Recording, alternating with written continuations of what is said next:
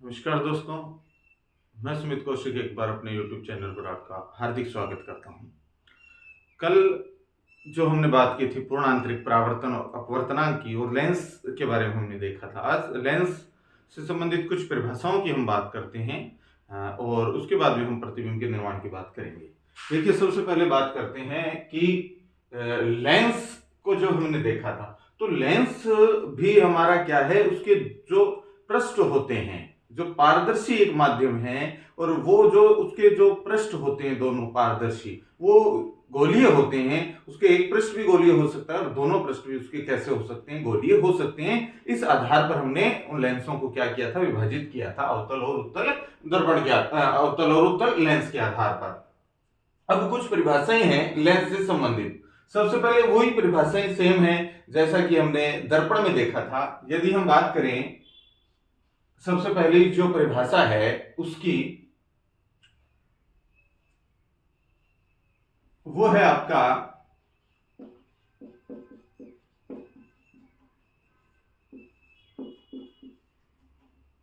प्रकाशिक केंद्र की। प्रकाशिक केंद्र क्या होता है?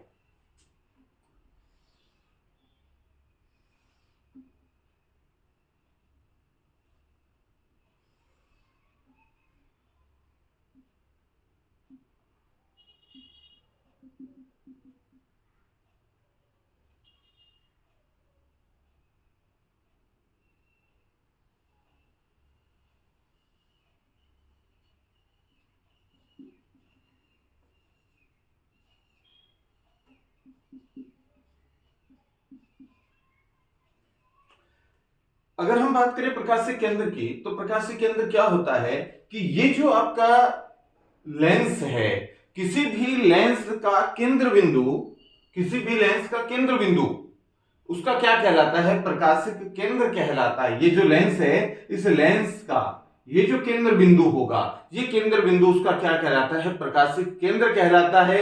या हम कहें कि प्रकाश की किरण, मुख्य एक्स पर स्थित वो बिंदु जहां से प्रकाश की किरण बिना अपवर्तित हुए सीधी गुजर जाए, वो बिंदु हमारा क्या कहलाता है? प्रकाशिक केंद्र कहलाता है। क्योंकि हम वक्रता त्रिज्याओं की मैं बात करूंगा, तो वक्रताएं त्रिज्याएं बराबर होती हैं, बराबर हो या बराबर ही लेते हैं हम सामान्य थे, तो ये जो प्रकाशिक केंद्र आएगा, ये लेंस का क्या होगा? केंद्र बिंदु ही होता है।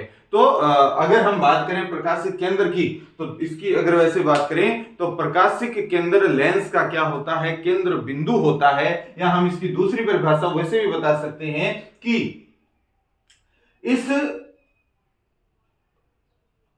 ये जो लेंस है आपका, इस लेंस के हम कहें कि इस मुख्य एक्स पर स्थित वो बिंदु जहां से प्रकाश की जो किरण है वो बिना अपवर्तित हुए सीधी गुजर जाए, मुख्य एक्स पर स्थित उस बिंदु को हम क्या कहते हैं? प्रकाशिक केंद्र कहते हैं। यदि वक्रताएं त्रिज्याएं बराबर दी जाए इनकी, तो वो हमारा जो प्रकाशिक केंद्र है, ये इस लेंस का क्या होता है? केंद्र बिंदु ही होता है। तो केंद्र बिंदु होता है जिसे हम सामान्यतः ओ से क्या करते हैं? प्रदर्शित करते हैं। एक परिभाषा है हमारी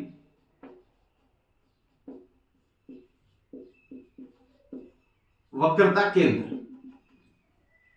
हमने पहले जो दर्पण में देखा था, तो हमने ये देखा था कि दर्पण हो, ये इसके ये गोलीय पृष्ठ है। तो ये जो गोलीय पृष्ठ है इस लेंस के दोनों, वो दो अलग अलग कोई खोखले गोले थे और उन खोखले गोलों से हमने इनको क्या किया है? अलग किया है। तो हम कह सकते हैं कि लेंस के ये जो पृष्ठ हैं, गोलीय पृष्ठ, ये एक खोखले गोले के क्या है? भाग हैं। खोखले गोले के से काटकर अलग किया है, खोखले गोले के भाग होते हैं। और इन खोखले गोलों का जो केंद्र होंगे, उन केंद्र को क्या कहते हैं? वक्रता केंद्र कहा जाता है। इसे हम C1 और C2 कहा जाता है, क्योंकि इसके इस पृष्ठ पर, इसके दो पृष्ठ हैं। हम जिस पृष्ठ पर प्रकाश आपतित होगा, उस पृष्ठ को हम मान लेते हैं कि ये हमारा प्रथम पृष्ठ होगा, जिसे, और इसके जो भाग होंगे, जैसे कि ये F1 हो गया और ये क्या हो गया? इसका जो प्रकाशिक केंद्र हो गया O, और इसका जो ये हमारा क्या है? वक्रता केंद्र C1 ले लिया, क्योंकि प्रथम पृष्ठ है इसलिए इसको C1 और F1 लिख लेते हैं और त्रिज्या इसकी R1 हो जाएंगी। ये दूसरा पृष्ठ है, तो ये हमारा क्या हो जाएगा? C2 और F2 और R2 हो जाएगा। तो ये जो वक्रता केंद्र क्या होते हैं इसके, कि इन खोखले गोलों से हमने इनके ये जो क्या है गोलीय जो पृष्ठ हैं, इन गोलीय पृष्ठ को किससे अलग किया है या किसके भाग होते हैं? इन गोलीय पृष्ठ को हमने दो खोखले गोलों से अलग किया है, और उन खोखले गोलों के जो केंद्र होंगे वो केंद्र ही इसके क्या कहलाते हैं? वक्रता केंद्र कहलाते हैं। और इन्हें हमने C1 और C2 से क्या किया है? परिभाषित किया है या प्रदर्शित करते हैं। अगर हम बात करें वक्रता त्रिज्या की, ये वक्रता त्रिज्या क्या, इसको C1 और C2 ले लिया। वक्रता त्रिज्या क्या होगी कि ये गोलीय पृष्ठ जिन गोलों का भाग होते हैं, जिन खोखले गोलों का भाग होते हैं, उन गोलों की जो त्रिज्याएं होंगी, उन गोलों की त्रिज्या को हम क्या कहेंगे? वक्रता त्रिज्या कहते हैं। और इन वक्रता त्रिज्याओं को हम सामान्यतः R1 और R2 के द्वारा क्या करते हैं? प्रदर्शित करते हैं। तो ये आपकी क्या हो जाएगी? ये यहां से यहां तक ये R1 हो जाएगा, और ये क्या हो जाएगी? R2 हो जाएगी। बड़े से लेना चाहो बड़े से भी ले सकते हो। वक्रता त्रिज्या R1 और क्या होगी? R2 हो गई। उसके बाद मुख्य अक्ष। ये मुख्य अक्ष क्या होता है? ये प्रकाशीय केंद्र, सॉरी वक्रता केंद्र, और ये वक्रता केंद्र। तो हम कह सकते हैं कि दोनों वक्रता केंद्रों को मिलाने वाली जो रेखा होती है, एक सीधी रेखा होती है, वो सीधी रेखा इसकी क्या कहलाती है? मुख्य अक्ष कहलाएगी। C1 और C2 को मिलाने वाली जो रेखा होगी वो क्या कहलाती है? मुख्य अक्ष कहलाती है। उसके बाद में आता है एक हमारा फोकस बिंदु। फोकस बिंदु या मुख्य फोकस, या मुख्य, इसको फोकस भी कहते हैं। फोकस बिंदु या मुख्य फोकस भी इसको हम कहते हैं। ये क्या होगा कि मुख्य अक्ष के समांतर कोई प्रकाश की किरण आ रही है, मुख्य अक्ष के समांतर आने वाली प्रकाश की किरण अपवर्तन के पश्चात ये यहां से आई और यहां आकर ये क्या हो जाएगी? अपवर्तित हो जाएगी। तो मुख्य अक्ष के समांतर आने वाली प्रकाश की किरण अपवर्तन के पश्चात मुख्य अक्ष के जिस बिंदु पर मिलती है या मिलती हुई प्रतीत होती है, दोनों स्थितियां हैं, वो बिंदु क्या कहलाता है? फोकस बिंदु या मुख्य फोकस कहलाता है। क्या होगा कि मुख्य अक्ष से समांतर को प्रकाश की किरण आ रही थी, ये प्रकाश की किरण क्या होगा? इसका अपवर्तन होगा, और अपवर्तन के पश्चात मुख्य अक्ष के जिस बिंदु पर मिलती है, ये यहां अपवर्तन हुआ। अपवर्तन के पश्चात मतलब कि अपवर्तन कब होगा?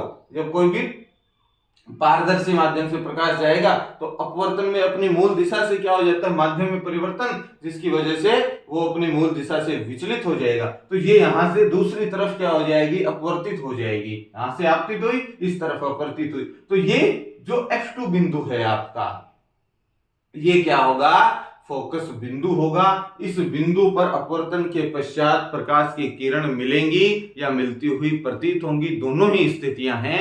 तो वो बिंदु हमारा क्या कहलाता है? फोकस बिंदु या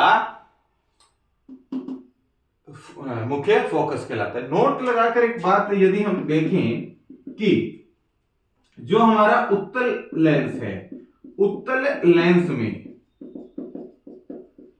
प्रकाश की जो किरण होंगी, प्रकाश की किरण कब उत्तल लेंस में प्रकाश की किरण, इसमें देख रहे हो आप कि इसमें प्रकाश की किरण वास्तव में क्या हो रही है? मिल रही है। तो प्रकाश की किरण मिलती हैं, जबकि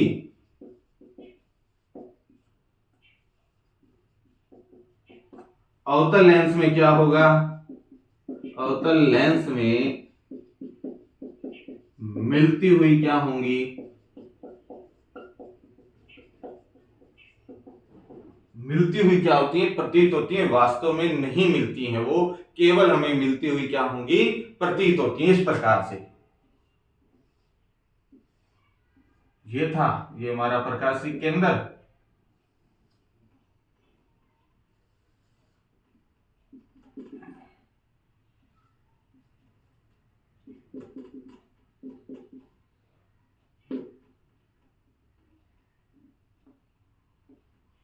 तो ये मान लो कोई मुख्य अक्ष के समांतर आ रही थी कोई प्रकाश की किरण, तो ये इस प्रकार से चली जाएगी, ये बाहर की तरफ किरणों को क्या कर देता है, फैलाने का कार्य कर देता है। तो ये वास्तव में तो नहीं मिल रही है, हम इनको पीछे की तरफ बढ़ाएंगे तो पीछे की तरफ बढ़ा देने पर ये कहां मिलती हुई प्रतीत होंगी, हमें F1 पर, मतलब मुख्य फोकस पर मिलती हुई प्रतीत होती हैं, जबकि उत्तल लेंस में ये किरण वास्तव में क्या हो रही है, मिल रही है। ध्यान रखना इस बात का। तो ये भी कहां होगा, प्रकाश मुख्य अक्ष पर स्थित बिंदु है। ठीक है, उसके बाद में एक बात करते हैं हम, एक अगला अगर हम बात करें तो आता है फोकस दूरी। फोकस दूरी क्या होगी कि ये जो आपका प्रकाशिक केंद्र है, इस प्रकाशिक केंद्र से ये जो दूरी है, इस दूरी को हम क्या कहते हैं, इस दूरी को हम कहते हैं फोकस दूरी। तो किस किस के बीच की, प्रकाशिक केंद्र और मुख्य फोकस के बीच की जो दूरी होती है वो दूरी हमारी क्या कहलाती है, वो दूरी फोकस दूरी कहलाती है। इसे हम स्मॉल f1 और इसको हमने क्या नाम दे दिया, f1, और इसको नाम दे दिया f2, f1 और f2 नाम से प्रदर्शित करते हैं। अब एक और बिंदु आता है जिसे हम कहते हैं फोकस तल। ये जो तल होगा ये मुख्य अक्ष के तो क्या होता है, लंबवत होता है, मुख्य अक्ष के लंबवत, और कहां से गुजरेगा, मुख्य फोकस से गुजरने वाला, ये यहां से गुजरेगा, तो यहां से गुजरेगा तो मुख्य अक्ष के तो क्या है, लंबवत है, और कहां से गुजरेगा कि वह तल जो मुख्य अक्ष के तो क्या हो, लंबवत हो, तथा कहां से गुजरता है, मुख्य फोकस से या फोकस बिंदु से गुजरे, ऐसा तल हमारा क्या कहलाता है, फोकस तल कहलाता है। एक और बात कर लेते हैं द्वारक की।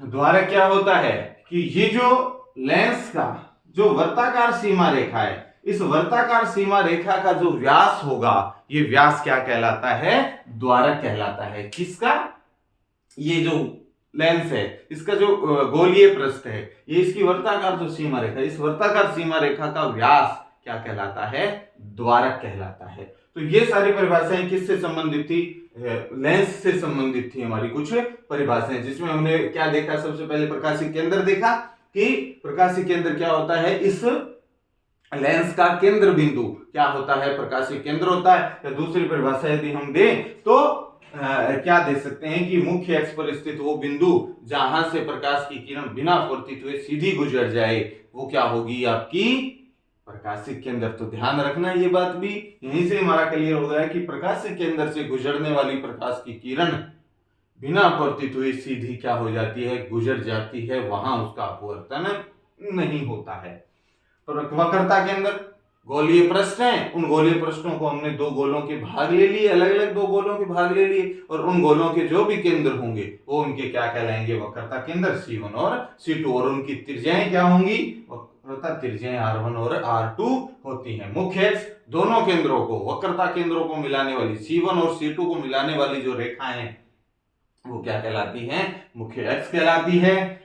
फोकस बिंदु मुख्य अक्ष के समांतर चलने वाली प्रकाश की किरण अपवर्तन के पश्चात मुख्य अक्ष के जिस बिंदु पर मिलती हैं या मिलती हुई प्रतीत होती हैं वो क्या कहलाता है, बिंदु हमारा फोकस बिंदु। उत्तल में वास्तव में प्रकाश की किरण मिलती हैं, जबकि इसमें मिलती हुई क्या होती हैं, प्रतीत होती हैं। फोकस दूरी, मुख्य फोकस और प्रकाशिक केंद्र के बीच की दूरी फोकस दूरी कहलाती है। और फोकस तल क्या होगा कि इस मुख्य अक्ष के लंबवत और फोकस बिंदु से गुजरने वाला तल क्या कहलाता है, फोकस तल कहलाता है, और वर्ताकार सीमा रेखा उसकी क्या कहलाती है, द्वारक कहलाती है। ये सारी परिभाषाएं हमारी किससे संबंधित थी, लेंस से संबंधित थी। अब कुछ विशिष्ट किरणें हैं, और उन विशिष्ट किरणों से हम प्रतिबिंब का क्या करेंगे, निर्माण करते हैं। जैसा कि हमने किस में देखा था, दर्पण में देखा था कि दर्पण में प्रकाश की जो किरण थी वो 4 किरण थी, और उन 4 किरणों में से कोई भी 2 किरण लेकर हमने प्रतिबिंब का क्या किया था, निर्माण किया था। उसी प्रकार यहां भी वो विशिष्ट किरणें हैं, और उन विशिष्ट किरणों से हम प्रतिबिंब का क्या करेंगे, निर्माण करते हैं। उन किरणों से हम क्या करेंगे, प्रतिबिंब का निर्माण करते हैं। तो हम लिखें कि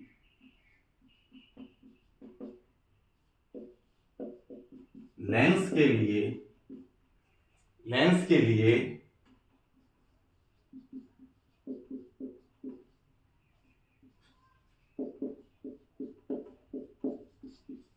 विशिष्ट किरणें, सबसे पहले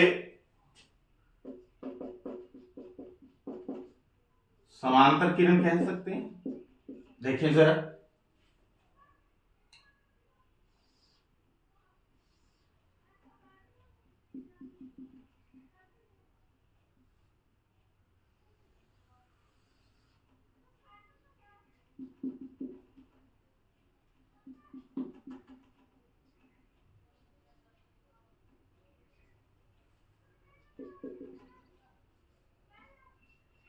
इसको हम देखिए, ये चूंकि मध्य भाग में होता है तो इसको हम C1 के स्थान पर 2F1 और इसको 2F2 भी हम लिख सकते हैं। समांतर किरण क्या होगी कि मुख्य अक्ष के समांतर, ये कोई मुख्य अक्ष के समांतर प्रकाश की किरण आ रही है तो मुख्य अक्ष के समांतर जो भी प्रकाश की किरण आएगी वो हमेशा कहां से होकर गुजरेगी, इस मुख्य फोकस से होकर गुजरेगी। तो मुख्य अक्ष के समांतर चलने वाली प्रकाश की किरण या मुख्य अक्ष के समांतर जो भी प्रकाश की किरण आएगी वो कहां से होकर गुजरेगी, वो हमेशा कहां से होकर गुजरेगी, इस F2 से होकर गुजरेगी, या हम कहें कि कहां से होकर गुजरेगी, फोकस बिंदु से होकर गुजरेगी। ये तो था उत्तल लेंस, ये लेंस था हमारा उत्तल लेंस। अब बात करें यदि अवतल लेंस की, तो अवतल लेंस में कुछ स्थितियां इस प्रकार से हो जाएंगी।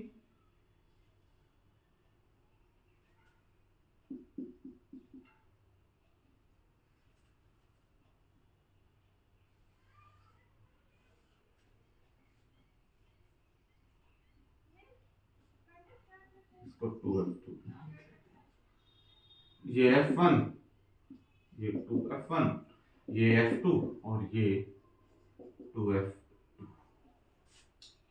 ये कोई प्रकाश की किरण आई मुख्य अक्ष के समांतर, और ये बाहर की तरफ, मैंने बताया था कि ये कौन सा लेंस है, ये आपका अपसारी लेंस होता है, प्रकाश की किरणों को बाहर की तरफ बिखेरने का कार्य करता है। तो ये इस तरफ चली गई तो ये हमें क्या होगी, F1 या मुख्य फोकस से गुजरती हुई प्रतीत होगी, वास्तव में नहीं गुजरेगी, वास्तव में तो यहां से गुजर रही है, इसमें केवल गुजरती हुई क्या होती है, प्रतीत होती है। तो ये था उत्तल लेंस और ये था अपना अवतल लेंस। ये कौन सी किरण थी, ये किरण थी हमारी कौन सी, समांतर किरण। यदि मुख्य अक्ष के समांतर कोई भी प्रकाश की किरण आ रही है तो वो कहां से होकर गुजरती है, वो फोकस बिंदु से या तो गुजरते हुए प्रतीत होगी या फिर वास्तव में क्या होगी, गुजरेगी। उत्तल में क्या होती है, गुजरती है, जबकि इसमें गुजरती हुई क्या होगी, प्रतीत होती है। दूसरी किरण है फोकसीय किरण, उसको हम कह सकते हैं कि यदि प्रकाश की किरण यदि प्रकाश की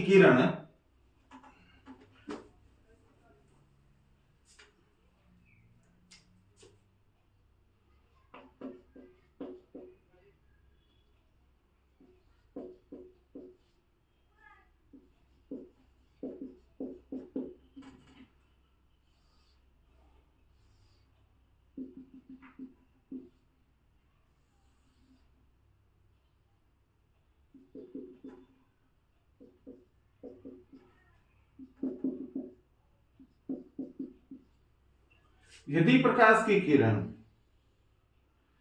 F1 से या फोकस बिंदु से गुजरती है तो वो मुख्य अक्ष के क्या हो जाती है, समांतर हो जाएगी। तो हम कह सकते हैं कि इस F1 से गुजरने वाली प्रकाश की किरण क्या होगी, मुख्य अक्ष के समांतर हो जाएगी। मुख्य अक्ष के समांतर थी तो वो कहां से गुजरी थी, वो गुजर गई थी आपका F2 से या फोकस बिंदु से गुजरी थी। और यदि फोकस बिंदु से गुजर रही है तो वो कहां से क्या हो जाएगी, मुख्य अक्ष के समांतर हो जाएगी। यदि इसके लिए अवतल लेंस के लिए बात करें हम,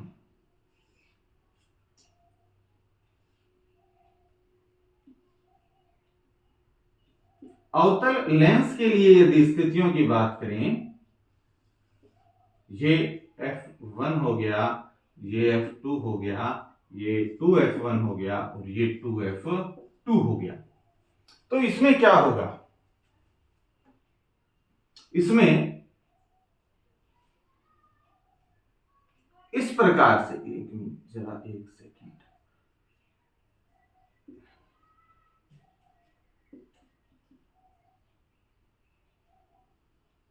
ये ऐसे F1 से आती हुई प्रतीत होगी और ये कुछ इस प्रकार से मुख्य एक्स के क्या हो जाएगी, समांतर हो जाएगी। ये कुछ इस प्रकार से, मान लो इसको जरा, ये ऐसे आ रही है कि ये हमें प्रतीत होगा कि ये F1 से क्या आ रही है, सॉरी F2 से आती हुई प्रतीत हो रही है, मुख्य इससे आती हुई प्रतीत हो रही है, और ये क्या हो जाएगी, यहां से आने के बाद ये मुख्य एक्स के क्या हो जाएगी, समांतर।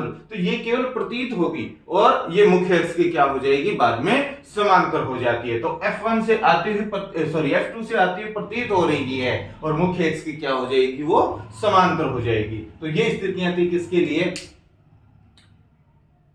फोकस या किरण के लिए, जो फोकस बिंदु से होकर गुजरती है। एक और किरण है जो प्रकाश के केंद्र से होकर गुजरती है। तो उसके लिए मैंने बताया था आपको कि प्रकाश के केंद्र से गुजरने वाली जो भी प्रकाश की किरण होगी, प्रकाश के केंद्र से गुजरने वाली जो भी प्रकाश की किरण होगी, वो बिना अपवर्तित हुए सीधी गुजर जाती है, चाहे वो उत्तल के लिए बात करें, चाहे वो अवतल के लिए बात करें। उत्तल के लिए बात करो चाहे अवतल के लिए बात करो, दोनों ही लेंसों में यदि कोई प्रकाश की किरण प्रकाश के केंद्र से होकर गुजर रही है तो वो मुख्य क्या हो जाती है, बिना अपवर्तित हुए सीधी ही गुजर जाती है। तो ये स्थितियां थी। यहाँ 3 किरणें, और इन 3 किरणों में से कोई भी 2 किरण लेंगे और प्रतिबिंब का क्या करेंगे, निर्माण करेंगे।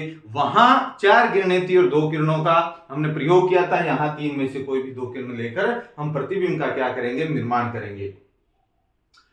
अवतल जो दर्पण की स्थितियां होती हैं वो उत्तल लेंस जैसी होती हैं। अवतल दर्पण में जैसे 6 स्थितियां बनी थी और उससे बनने वाले प्रतिबिंब वास्तविक और कैसे थे, उल्टे बने थे, वैसे उत्तल लेंस में बनने वाले प्रतिबिंब की स्थितियां भी 6 होंगी और उससे बनने वाला जो प्रतिबिंब होगा वो भी कैसा होगा, वास्तविक और उल्टा होगा। अवतल लेंस की जो स्थितियां हैं वो उत्तल दर्पण जैसी होती हैं। प्रतिबिंब कैसे बनते हैं, आभासी और सीधे बनते हैं। तो इनके प्रतिबिंब के निर्माण की चर्चा हम कल देखेंगे। आपका, और इस चैनल को ज्यादा से ज्यादा क्या कीजिएगा, लाइक सब्सक्राइब ज्यादा कीजिएगा ताकि हर बच्चे तक हमारी कक्षाएं पहुंच सके। बार बार मैं आपको बता रहा हूं, कंटेंट बहुत अच्छा है। आप एक बार क्लास जरूर लगाकर देखिए, अपने मित्रों को इसको शेयर कीजिएगा ज्यादा से ज्यादा ताकि इन कक्षाओं का लाभ सभी तक पहुंच सके। कोई भी कंपटीशन एग्जाम हो, उन सभी कंपटीशन में मैं फिर बता रहा हूँ, एसएससी, जीडी, एसएससी की चाहे कोई परीक्षा हो, किसी भी स्टेट की कोई भी परीक्षा हो, यहाँ तक कि आरएस या कोई भी स्टेट पीसीएस है या यूपीएससी तक की क्यों ना हो, सभी परीक्षाओं में इसका उपयोग है। सभी कक्षाओं में, सभी कंपटीशन एग्जाम में ये काम आने वाली चीजें हैं। और सारों काम गहनता से, गहराई से हम इसका अध्ययन कर भी रहे हैं तो इसका लाभ सभी तक पहुंचे, ऐसे ही हम आशा करते हैं। तो आप लाइक जरूर कीजिएगा। हमारी यही एक क्या होगी, जो हमने उद्देश्य लेकर चले, पहल हमने की है, उसको सार्थक जो बनाने का कार्य वो आपके द्वारा किया जाएगा। बहुत बहुत धन्यवाद।